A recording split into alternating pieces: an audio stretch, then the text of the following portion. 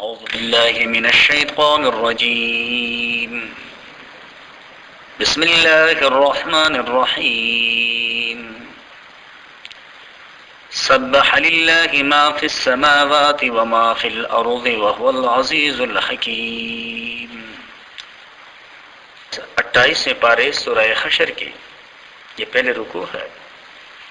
یہ رکوع آیت نمبر 1 سے لے کر آیت نمبر 11 تک کے آیتوں پر مشتمل ہے. سورہ حشر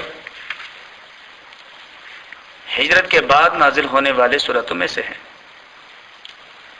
اس سورہ مبارکہ میں 3 رکوع، 24 آیتیں، 445 کلمات، 1913 حروف ہیں.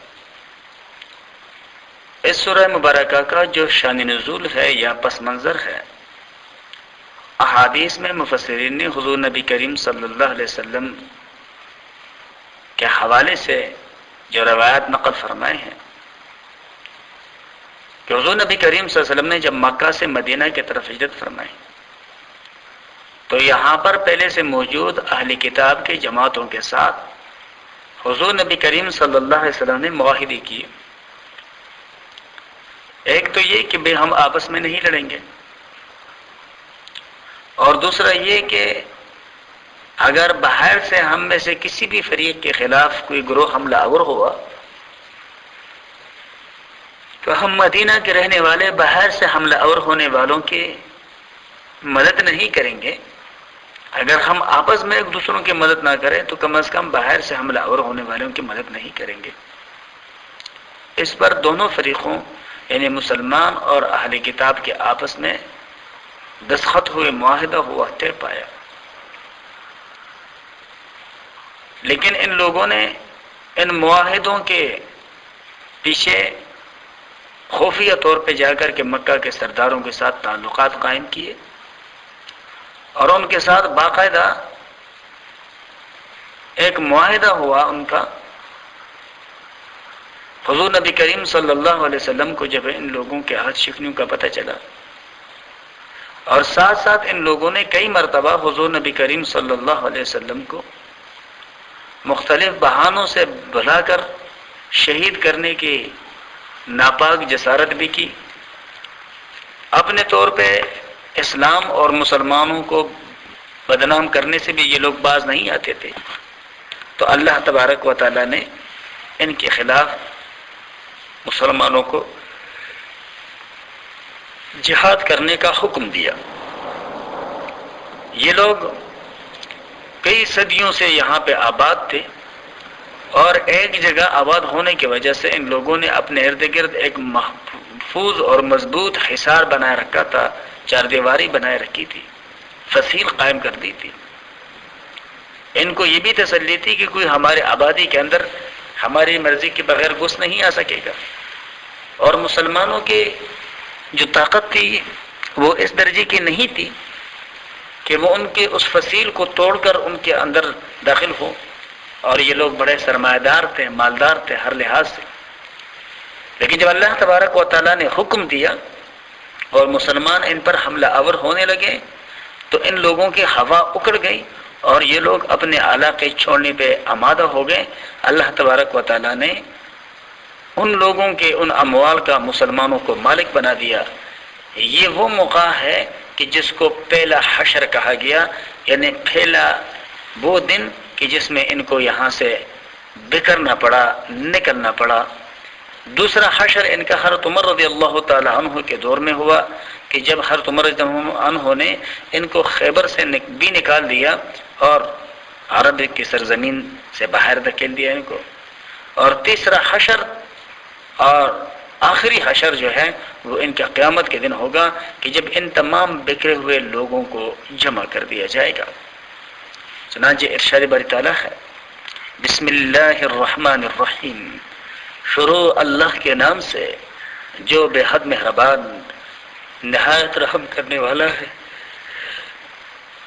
سبح للہ ما فی السماوات وما فی الارض، اللہ کی پاکی بیان کرتا ہے جو کچھ ہے آسمانوں میں اور زمین میں. وہو العزیز الحکیم، اور وہی ہے زبردست حکمت والا. چنانچہ اس کے زبردست غلبہ اور حکمت کے آثار میں سے یہ واقعہ ہے جو آنے والے آیاتوں میں ہے۔ هو الذی، اللہ وہ ذات ہے، اخرج الذین کفروا، کہ جس نے نکال دیا ان کو جو منکر ہے، من اہل الکتاب، اہل کتاب میں سے، من دیارہم، ان کے گھروں سے، لاول الحشر، پہلے حشر کے دن۔ ما ظننتم ان یخرجوا، تم نے یہ سوچا بھی نہیں تھا کہ وہ لوگ نکلیں گے۔ وظنوا، اور وہ خیال رکھتے تھے، انہم مانعتہم حصونہم، یہ کہ ان کو بچائے رکھے گا ان کے قلعے، من اللہ، اللہ سے۔ فآتاہم اللہ من حیث لم یحتسبوا، پھر پہنچا ان پر اللہ جہاں سے ان کو خیال بھی نہ تھا۔ اور اس طرح سے کہ وقذف فی قلوبہم الرعب، اللہ تبارک و تعالیٰ نے ان کے دلوں میں مسلمانوں کے داغ بٹھا دی، رعب بٹھا دیا۔ یخربون بیوتہم بایدیہم، کہ وہ اجاڑنے لگے اپنے گھر اپنے ہاتھوں سے، وایدی المؤمنین، اور مسلمانوں کے ہاتھوں سے۔ فاعتبروا یا اولی الابصار، سو عبرت پکڑو ایک آنکھ رکھنے والوں۔ حضور نبی کریم صلی اللہ علیہ وسلم کے حکم سے جب مسلمانوں نے ان لوگوں کے قلعے کے محاصرہ کیا تو ان کو 10 دن کی مہلت دی کہ بھئی یا تو اس علاقے کو چھوڑ دو یا پھر جہاد کے لیے تیار ہو جاؤ۔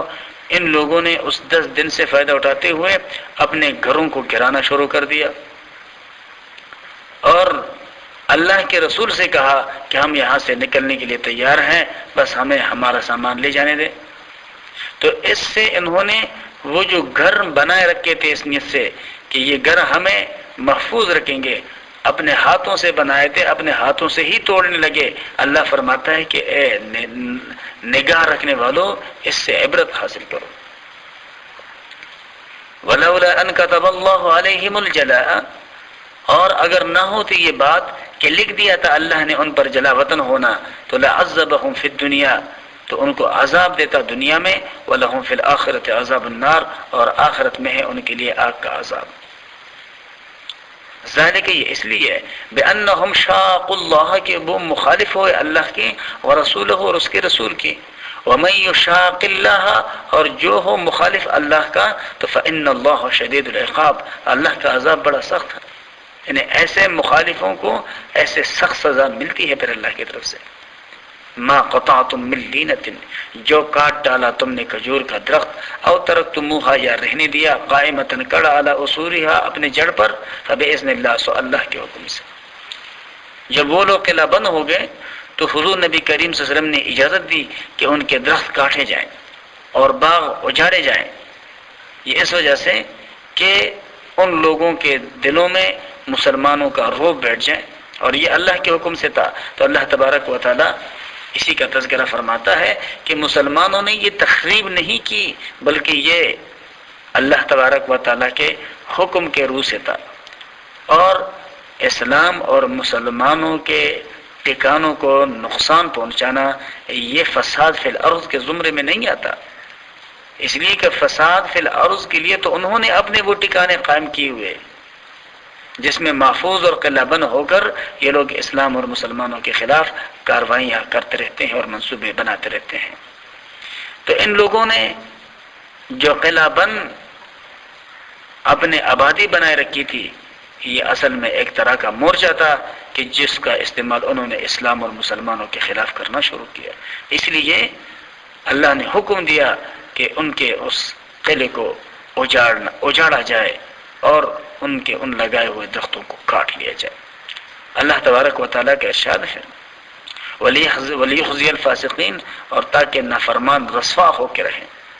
وَمَا أَفَاءَ اللَّهُ عَلَى رَسُولِهِ، اور جو مال کے لٹا دیا اللہ نے اپنے رسول پر، منہم، ان میں سے، فَمَا أَوْجَفْتُمْ عَلَيْهِ، سو تم نے نہیں دوڑائے اس پر، من خیل، گھوڑے، ولا رکاب، اور نہ اونٹ، ولکن اللہ یسلط رسولہ، لیکن اللہ غلبہ دیتا ہے اپنے رسول کو، علی من یشاء، جس پر چاہے، واللہ علی کل شیء قدیر، اور اللہ تبارک و تعالی ہر چیز پہ قادر ہے۔ مسلمانوں کو اللہ تبارک و تعالی نے عزت دی اور کافروں کو اللہ نے ذلیل کر دیا۔ چنانچہ جو درخت چھوڑ دیے گئے اس میں مسلمانوں کی ایک کامیابی اور کفار کو غیظ میں ڈالنا ہے کہ یہ مسلمان اس کو استعمال کریں گے اور اس سے فائدہ اٹھائیں گے۔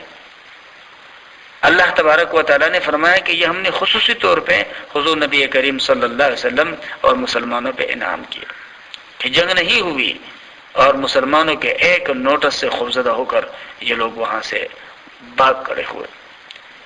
تو اب جو مسلمانوں کے ہاتھوں مال غنیمت آیا، اس کے بارے میں اللہ تبارک و تعالیٰ فرماتا ہے کہ ما افاء اللہ علی رسولہ، جو مال لٹایا اللہ نے اپنے رسول پر، من اہل القری، بستی والوں سے،